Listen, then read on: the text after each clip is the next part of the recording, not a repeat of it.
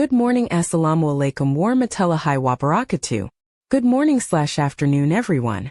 Let me introduce myself. I am Diki Andrian from Class AKT 23A. Good morning/afternoon/evening, colleagues.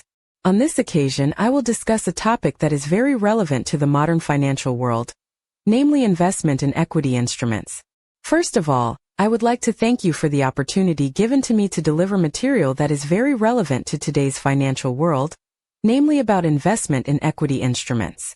Ladies and gentlemen, in recent years we have seen a trend in society, especially the younger generation, who have begun to look at investment as part of financial planning. One of the most talked about instruments is equity, or what we are more familiar with as stocks. Now, before we go into more detail, let's first understand what exactly is meant by equity instruments. Equity instruments are proof of a person's ownership of a company. When we buy stocks, we are not just putting money in, but we are becoming part of the owner of the company. That is why stocks are also called ownership instruments. Next, let's discuss several types of equity instruments. Some types of these equity instruments. The first is common stock. This is the most common type of stock, which gives us voting rights at the general meeting of shareholders, as well as the potential to receive dividends.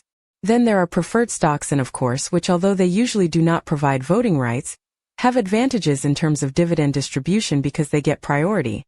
And of course, we also introduce stock mutual funds, which are investment products managed by investment managers, where our funds are invested in several selected stocks.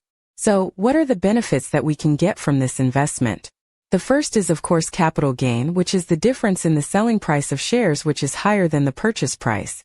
In addition, we can also get dividends, which are a portion of the profits announced by the company to shareholders.